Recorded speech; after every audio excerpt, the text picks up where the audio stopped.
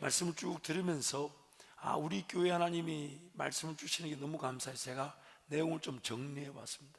그래서 오늘은 복습하는 마음으로, 그리고 특히 그 중에서 6가지 내용을 살펴보게 될 텐데요. 첫 번째, 한번 따라할까요? 무서워하지 말고 기뻐하라. 무서워하지 말고 기뻐하라.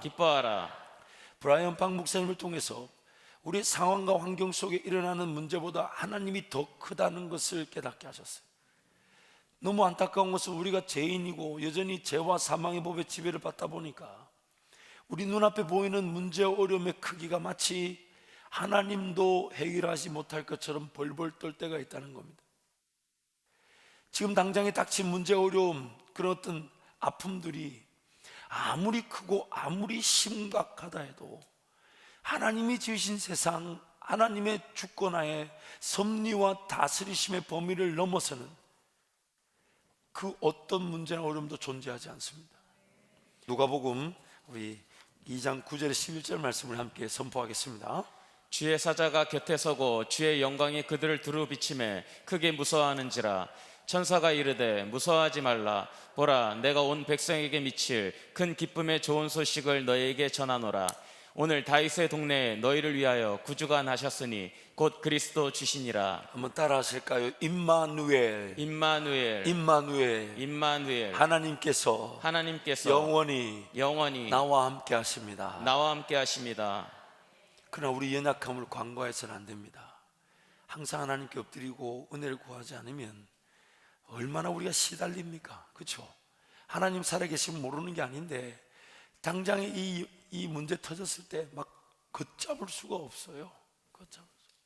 얼마나 연약하면요, 어제까지 그렇게 은혜를 놓고 할렐루야 이랬다가 뭐 문제가 빵 터지면 죽겠습니다, 힘듭니다, 어렵습니다, 못 살겠습니다. 여러분, 그렇게 안 한 것처럼 시침을 떼고 계셔도 다 한 줄 압니다. 우리 그만큼 연약해요. 그래서 항상 하나님의 은혜를 구할 수밖에 없는 게 인생인 것입니다. 그리고 항상 하나님의 은혜를 구할 수 있도록 예수님 우리를 위해 죽어주신 것이니까 예수님과 동행하시면서 무서움이 도리어 하나님 만날 기회인 줄 알고 기쁨을 이기지 못하는 한바젤 모든 성도들이 되시기를 축복합니다. 두 번째로 한번 따라 하실까요? 하나님께서 하신다면 하십니다. 하나님께서 하신다면 하십니다. 김관성 목사님께서 첫날 전하셨던 말씀이 다윗의 그런 처한 상황에 하나님 베푸신 은혜였죠. 다윗이 처한 상황은 사울 왕에게 쫓기는 신분이었습니다. 당시 다윗이 도망다녔던 유대 땅은 우리나라 강원도 지역만 합니다. 강원도 지역만한 땅에서 한 나라의 왕을 피해 도망다닌다는 거 정말 날마다 깨어있지 않으면 안 되고 하나님 은혜를 구하지 않으면 안 되는 상황이에요. 근데 그러던 도망을 다니던 어느 날 그런 유대 남쪽 지방의 그일라라는 지역에 블레셋이 쳐들어왔던 소식을 듣는데 하나님께서 다윗에게 블레셋 침공을 당한 그일라를 구원하라고 말씀하십니다. 그것도 2번이나. 지금 다윗의 상황은 나라의 임금도 아니고 군대 장관도 아니고 심지어 무기를 제대로 갖춘 군대가 있는 것도 아니에요. 도망 다니고 있는 중. 더군다나 지금 만약 그일라를 구원하러 가면 자기가 그 그일라로 간다는 얘기를 뭐 강원도 지역 하나밖에 안 되니까 금방 소문나고, 그러니까 모든 따르는 자들이 반대합니다. 지금 사울 왕을 피해 도망 다니기도 급한데 지금 그일라로 간다면, 그래서 강사 목사님 이런 표현을 썼죠. 샌드위치 상황이 된다. 밑에서 올라온 블레셋을 감당해야 되고 다윗을 잡으러는 사울이 또 위에서 내려오게 되고, 심지어 그 사무엘상의 내용을 쭉 살펴보면요, 다윗의 도움을 받아 블레셋에서부터 구원을 받은 그일라 지역 주민이 심지어 다윗을 사울에게 내어줍니다. 이렇게 잡아가라고. 모든 사람이 반대하는데 하나님이 다윗에게 너 가서, 비록 네 삶이 지금 쫓기고 있는 중이라 해도, 비록 네 삶이 지금 어려움을 해결해야 되는 상황이라 해도, 지금 네 삶이 네 필요, 네 해결해야 될 원함이 채워지지 않았다 해도, 지금 자녀 문제가 있고 직장에 문제가 있고 사업에 문제가 있어도 너는 지금 여기서 이거 감당해라. 그래서 다윗이 순종하여 갔더니 하나님이 다윗을 통해 그 일을 구원하게 하시고 사울의 손 악의에서도 벗어나게 하셨습니다. 잊지 마십시오, 여러분. 우리 삶의 문제는요, 얼마나 내가 당한 어려움과 아픔이 심각한가, 얼마나 큰가, 얼마나 지금 내 필요가 정말 긴급한가, 얼마나 뭐가 필요한지, 뭐가 있어야 되는지, 이런 것들에 의해서 내 삶이 결정되지 않습니다. 내 삶은 하나님이 나를 붙들고 계신 것에 내 삶이 결정되는 것입니다. 그래서 사도행전 20장 22절부터 24절 함께 선포합니다. 보라, 이제 나는 성령에 매여 예루살렘으로 가는데 거기서 무슨 일을 당할는지 알지 못하노라. 오직 성령이 각 성에서 내게 증언하여 결박과 환난이 나를 기다린다 하시나 내가 달려갈 길과 주 예수께 받은 사명 곧 하나님의 은혜의 복음을 증언하는 일을 마치려 하면은 나의 생명조차 조금도 귀한 것으로 여기지 아니하노라. 사도 바울이 예루살렘에서 당할 결박과 환난은 예언의 말씀이 아니라도 충분히 예상할 수 있었습니다. 자기가 예수를 핍박했던 자, 자기가 예수를 따르는 자들을 핍박했던 자였기 때문에 그 예루살렘에서 함께했던 그 유대인들이 자기를 죽이려고 한다는 것은 예언의 말씀을 듣지 않아도 충분히 결박과 환난에 예측할 수 있었습니다. 그런데도 갑니다. 나의 달려갈 길과 주 예수께 받은 사명, 하나님의 은혜의 복음을 증언한 일을 마치려면은 나의 생명을 조금도 귀한 것으로 여기지 않겠다. 내 인생 뒤치다거리 하느라고 거기에 붙들려 살 것이 아니라 주님 걸어가자 하시는 그 길을 걸어가게 되면 인생의 문제가 해결되지 않아도 쓰임받는 기쁨을 누리게 될 뿐 아니라 머지않은 그날에 그 인생의 문제가 언제 어떻게 사라진 줄 모른 채 주님과 동행하는 것이 우리 인생인 것입니다. 세 번째로 한번 따라할까요? 우리의 죽음은 하나님의 시작입니다. 하나님의 시작입니다. 우리의 죽음은 하나님의 시작입니다. 항상 하나님께서는 우리의 죽음의 자리에서 살려주실 것을 기다리고 계십니다. 좀 더 이렇게 표현해 볼까요? 내가 죽을 때까지 기다리십니다. 내가 죽지 않으면 하나님 도와주시지 않습니다. 내가 죽지 않으면 하나님 책임져 주지 않으십니다. 내가 죽지 않으면 내 방법과 내 생각과 내 계획을 포기하고 항복하지 않으면 하나님의 일하심도 요원합니다. 없습니다. 내가 죽어야만 돼요. 그래서 하나님은 나에게 자발적으로 죽을 수 있도록 은혜를 베푸시는데, 인생을 살아보니 내 방법, 내 생각, 내 실력, 내 능력이 욕심과 정욕에 휘둘려 가지고 하나님 그분과 관계없는 길을 선택하고 결정해서 기어이 나로 하여금 죽게 한다는 것을 깨닫는 사람마다 자발적으로 하나님께 달려나옵니다. 그래서 기도하는 거예요. 근데 그 기도가 하나님께는 자발적 죽음이 되는 이유가, 분명히 그 사람 기도하지 않았으면 그 시간에 나가서 자기 힘대로 살았을 것입니다. 그 사람 거기서 하나님께 울부짖으며 기도하지 않았으면 분명히 자기 방법에 사로잡혀 살아갔을 겁니다. 분명히 그 시간 그렇게 기도하며 하나님만 바라보지 않았다면 세상 유행, 오락, 문화, 습관에 사로잡혔을 겁니다. 그래서 하나님은 철저하게 기도의 자리에 달려나온 그 기도를 자기 죽음으로 이겨주시고, 거기에 하나님의 인도하심이, 하나님의 임재가, 하나님의 다스리심이, 하나님의 은혜가, 하나님의 지혜가, 하나님의 방법이, 하나님의 능력이 담겨지게 하신다는 거예요. 만약 그렇지 않으면 우리는 내 죽음의 자리를 피할 수가 없어요. 그래서 마태복음 5장 4절 말씀, 이런 말씀 있죠. 함께 선포합니다. 애통하는 자는 복이 있나니 그들이 위로를 받을 것이며. 이 말씀을 유진 피터슨 목회자가 메시지 성경이라는 번역에서 이렇게 번역을 했어요. 가장 소중한 것을 잃었다고 느끼는 너희는 복이 있다. 그때야 너희는 가장 소중한 분의 품에 안길 수 있다. 어쩔 수 없이 인생은 그렇게 바닥을 칠 수밖에 없는 위기 속에 살아갑니다. 그렇다면 매일 자기 죽음의 자리에서 하나님을 인정하게 되면 하나님은 그 사람의 삶이 하나님의 은혜가 담겨지는 깨끗한 그릇으로 여겨주시고 마음껏 그 안에 쏟아 부어 주실 때 저와 여러분이 내 잔이 넘치나이다, 내 잔이 넘치나이다. 그 은혜의 간증을 하게 될 줄 믿습니다. 네 번째로, 사람의 계획대로 되지 않는 인생 가운데서도 하나님의 뜻을 이루십니다. 여러분, 우리 인생은 단 한 걸음도 계획하거나 계획된 대로 혹은 예상하거나 예측된 대로 걸어오지 않았습니다. 지난날의 삶을 뒤돌아보시되 오늘 삶만 봐도 그래요. 오늘 이렇게 예배 드릴 줄 알았습니까? 마스크도 벗고 마스크도 벗고 사람 한번 손 한번 못 잡아 뚝뚝 떨어져 가지고 이럴 줄 알았습니까? 여러분, 예배 들어오실 때 우리 예배위원회에서 자리 지켜달라면 좀 지켜주세요. 혹 감염될까봐.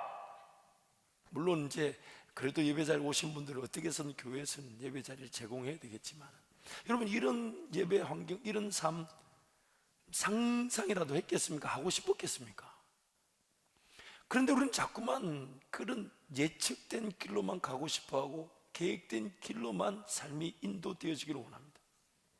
그러다 보니까 하나님의 꿈과 비전도 하나님이 감동을 주시고 하나님이 열어주시면 내 이해가 되지 않아도 순종하는 것이 은혜일 텐데, 그것조차도 내 이성의 한계 안에다 다 집어넣고 다 이해하려고 하고 다 깨달으려고 하고 다 보려고 하고, 제가 확신하건대 여러분, 보여줘봐야 이해가 안 된다는 거예요. 요셉도 이해가 안 됐다니까요. 요셉의 꿈이 이루어지는 것이 구덩이 던져지고 종으로 팔려가고 어록에 감옥살이하는 그 과정을 요셉에게 보여주면 이해가 되겠습니까? 창세기 40장 8절 말씀, 요셉의 고백이 남께 선포합니다. 그들이 그에게 이르되 우리가 꿈을 꾸었으나 이를 해석할 자가 없도다. 요셉이 그들에게 이르되 해석은 하나님께 있지 아니하니까 청하건대 내게 이르소서. 요셉이 그런 꿈의 과정 속에 훈련받고 단련받다 보니까 요셉이 깨달은 게 하나 있어요. 뭔가 자기가 알 수 있는 능력이 주어지는 게 아니라 하나님을 의지하는 것이 모든 일의 능력이라는 걸 알게 됐어요. 해석조차 하나님께 맡겨놓고, 바로왕 앞에 섰을 때도 네가 꿈을 잘 해석한다 하더라. 그러니까 요셉이 뭐라고 얘기합니까? 하나님께서 왕에게 순적한 대답을 허락하실 것입니다. 해석은 하나님께 있기 때문에. 지금 걸어가는 인생길, 여러분, 해석하려고 하지 말고 하나님을 신뢰하십시오. 하나님을 의지하십시오. 하나님 바라보십시오. 하나님이 넉넉히 이기게 하실 것입니다. 그래서 욥기서 23장 10절 욥이 이렇게 고백하죠. 함께 갑니다. 그러나 내가 가는 길을 그가 아시나니 그가 나를 단련하신 후에는 내가 숨금같이 되어 나오리라. 그래서 욥기가 이 23장 10절에서 욥이 이렇게 고백한 다음에 이어서 13절 14절에 이렇게 말하는 거예요. 우리 함께 선포하겠습니다. 그는 뜻이 일정하시니 누가 능히 돌이키랴. 그의 마음에 하고자 하시는 것이면 그것을 행하시나니 그런즉 내게 작정하신 것을 이루실 것이라. 이런 일이 그에게 많이 있느니라. 요셉이든 욥이든 간에 그들이 나중에 하나님께서 세우신 은혜 자리에 서게 됐을 때 그들의 삶을 볼 때 두 가지밖에 지켜진 게 없었어요. 오늘 우리 삶에도 이 두 가지만 지켜지면 됩니다. 첫 번째, 해석은 하나님께 있으니까 하나님 바라보고, 두 번째, 인내하기만 하면 됩니다. 인내하기만 하면.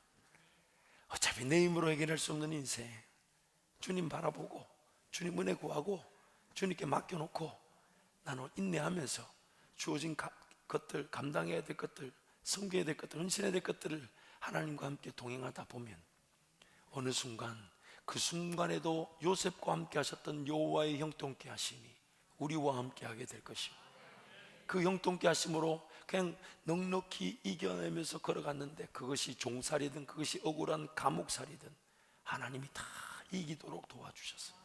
나중에 자기도 모르는 사이에 여호와께서 작정하신 그 자리에 나도 서게 되고 우리도 서게 될 것입니다.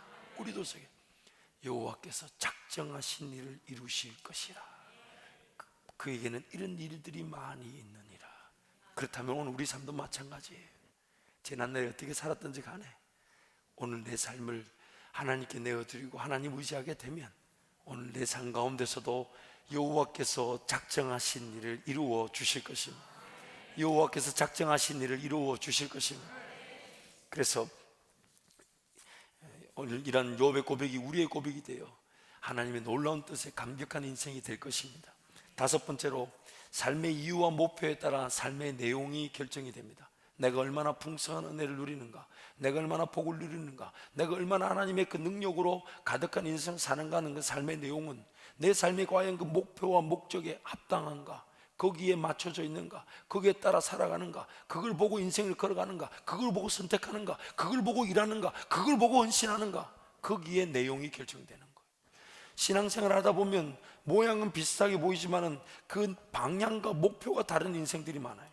그냥 하루하루를 그냥 허덕거리며 살아가면서 문제를 당할 때마다 하나님을 만난 인생이 있는가 하면, 비록 문제 어려움이 없지 않아도 목표가 하나님 나라를 위해 살아가고 하나님의 영광을 위해 살고자 하는 사람은 어떤 문제를 당하든 당황하지 않아요. 하나님이 해결해 주실 걸 믿게 되고, 오히려 그것이 하나님을 더 깊이 의지할 기회가 되는 것인데, 목표와 방향, 그 목표와 방향을 잃어버리니까 삶을 살아가는 듯 보이지만 매일 삶이 그냥 허덕거리며 걸어가기도 바쁜 인생 되더라는 것입니다. 여러분, 특히 모든 지난 우리 강사들뿐만 아니라 여러분 주변에 어떤 간증이든지 간에 제가 장담하건데요, 모든 간증들을 자세히 살펴보십시오. 공통 분모가 하나 있습니다. 그게 뭐냐면 삶의 목표와 목적이 교회를 위한 것인 줄 알아. 교회를 사랑하고 헌신하며 희생했던, 끝까지 인내하며 뿌리를 내리고 아니다 하지만 하나님 나에게 이 교회를 지키라 하셔서 교회를 지켰던 그들이 하나님 존귀 여겨주신다는 거예요. 모든 간증들, 모든 내용들 제가 장담합니다. 그 사람이 하나님의 은혜를 누렸다면 반드시 들여다보십시오.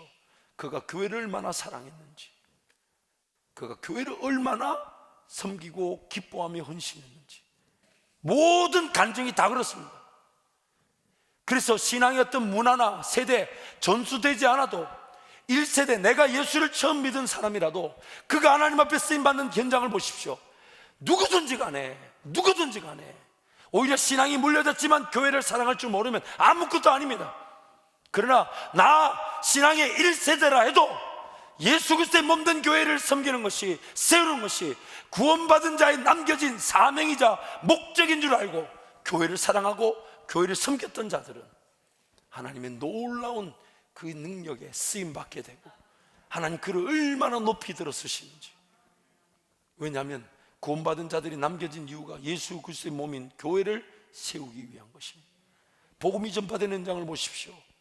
각 한 사람 한 사람이 예수 그리스도의 이름으로 구원을 받지만 복음을 전하는 자와 듣는 자라는 복수 공동체가 항상 존재하게 되겠습니다. 심지어 에베소서 1장 말씀에는 이 땅에 하나님의 은혜가 충만하게 되는 것이 교회가 하나님의 은혜에 충만하게 되므로 이 땅이 하나님의 은혜를 맛보게 되는 것이라고 말씀합니다. 주의 몸된 교회가 우선인 거예요. 주의 몸된 교회가 내 삶의 이유와 목적인 것입니다. 주의 몸된 교회가 나를 이 땅에 남겨놓으신 하나님의 이유입니다. 그 교회를 사랑하는 자들이 반드시 존귀함을 받게 되고 세상 어느 영역에서든지 간에 하나님 앞에 쓰임을 받는 것입니다. 그래서 골로새서 1장 24절 말씀 함께 선포합니다. 나는 이제 너희를 위하여 받는 괴로움을 기뻐하고 그리스도의 남은 고난을 그의 몸된 교회를 위하여 내 육체에 채우노라. 너희를 위하여 받는 고난, 즉 너희 교회를 위하여 받는 그리스도를 위한 고난. 예수 그리스도께서 심지어 교회를 위하여 고난을 남겨놓으셨대요. 그리스도의 남은 고난, 그리고 그를 따르는 자들이 기꺼이 교회를 위하여 그 고난에 동참하게 될 때 장차 올 영광과 좋게 비교할 수 없는 그 고난의 기쁨을 누리게 되는 것입니다. 사랑하는 성도 여러분, 우리 세대가 우리가 교회를 섬긴 것으로 복을 누리게 될 뿐 아니라 주님 다시 오시는 그날까지 한마제일교회가 그렇게 지켜지게 될 것입니다. 그렇게 지켜지게 될 것입니다. 여섯 번째로 오늘 마지막 말씀인데요, 피할 수 없는 저주가 복에게 삼키워집니다. 피할 수 없는 저주가, 저주는 유효한데, 저주는 분명히 유효한데 복이 저주를 덮어버리는 거예요. 그 말씀 중에 여러분 이 야곱의 아들들 얘기를 나누셨죠. 야곱이 약복강 사건을 겪고 난 다음에 베들로 가는 도중에 이 숫곳, 즉 세겜 땅에 머물게 됩니다. 그리고 거기서 자신의 그 아내 레아가 낳은 딸 디나가 그 땅을 보러 갔다가 그 땅을 사는 하몰의 아들 세겜에게 성폭행을 당하게 되고, 세겜이 딸 그 디나를 달라 하니까 이 시므온과 레위가 거짓으로, 그것도 하나님께서 자기 백성들에게 언약의 표시라는 할례를 이용해 가지고, 너희들 우리와 되려면 할례를 받아야만이 우리가 혼인을 할 수 있다, 거짓을 하고, 그래서 세겜의 모든 남자들이 할례를 받고, 그때 당시에 무슨 마취가 있었겠어요? 돌칼 들고 쓱쓱쓱 했으니 얼마나 아팠겠어요? 쩔쩔매고 있는 그들을 다 칼로 죽여버렸죠. 이 사건을 두고 야곱이 나중에 죽기 직전에 자신의 아들들에게 유언을 남기는데, 유언을 남길 때 여러분 축복을 해야 되는 것인데, 시므온과 레위에게는 그때 그 사건으로 전혀 다른 말씀을 전합니다. 창세기 49장 5절 7절 우리 함께 선포하겠습니다. 시몬과 레이는 형제요, 그들의 칼은 폭력의 도구로다. 네오나 그들의 모의에 상관하지 말지어다. 내 영광아 그들의 집회에 참여하지 말지어다. 그들이 그들의 분노대로 사람을 죽이고 그들의 혈기대로 소의 발목 힘줄을 끊었음이로다. 그 노여움이 혹독하니 저주를 받을 것이요 분기가 맹렬하니 저주를 받을 것이라. 내가 그들을 야곱 중에서 나누며 이스라엘 중에서 흩으리로다. 이게 지금 시므온과 레위에게 준 야곱의 마지막 유언입니다.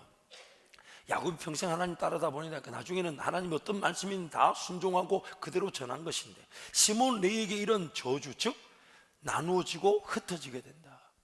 이게 왜 저주가 되냐면, 약속의 땅 기업을 받았을 때 그 땅에 머물며 심고 그 땅을 지켜내는 게 은혜인데, 자기에게 분배받은 땅에서 나누어지고 흩어지기는 그것이 저주가 되는 거예요.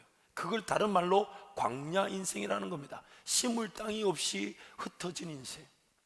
실질적으로 가나안 땅이 모든 지파들에게 분배될 때에 시몬과 레위에게는 어떤 일이냐면, 첫 번째, 시몬은요 이미 인구가 반으로 줄어버렸어요. 자세히 들여다보면 그 시몬이 광야 중에 원망 불평 시험하면서 거의 이 진멸을 당하게 되는데, 그 시몬 지파 반으로 주니까 자기네들이 분배받은 땅에 올라가자 할 때 미정미정합니다. 그러니까 유다 지파 우리가 도와줄게, 같이 가자. 그래서 유다의 힘으로도 땅을 차지하는 듯 보이지만 나중에 시몬 지파는 유다 지파나 혹은 다른 민족에게 흩어져 버려, 흡수돼 버립니다. 없어져 버려요.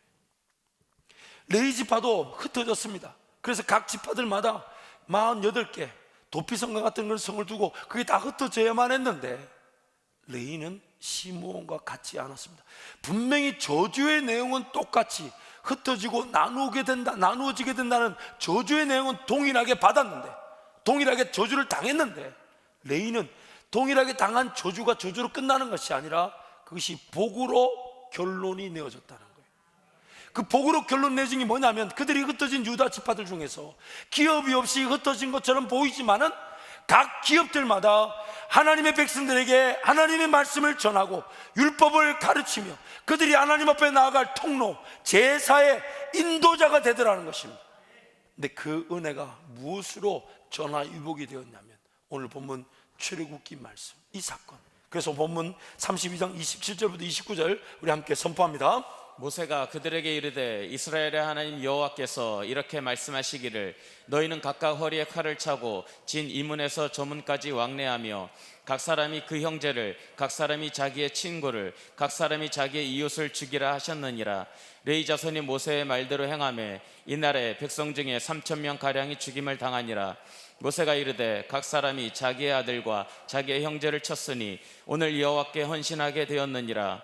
그가 오늘 너희에게 복을 내리시리라. 시므온과 달리 저주를 피할 수 없는 레위, 저주를 당했지만 하나님께서 그들에게 그 저주가 저주로 끝나는 것이 아니라 복이 되게 하신 것은 그들이 하나님의 편에 서서 헌신할 기회를 누렸기 때문입니다.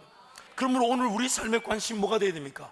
레위 자손이 누렸던 여호와께 헌신하는 이 기회를 내 삶과 가정과 일터와 우리 한바 제일교회에 허락하여 주옵소서. 그 헌신의 기회를 통해 닫혀진 내 눈이 열려지게 하여 주시고 내 입술이 열려지게 하여 주시고 하나님 나라를 향한 내 마음이 헌신과 충성으로 나타나게 하여 주옵소서. 그것이 바로 오늘 우리가 누릴 은혜가 되는 것입니다. 이 시간 한번 통성으로 지금 한번 기도하겠습니다. 여러분 기도하실 때 하나님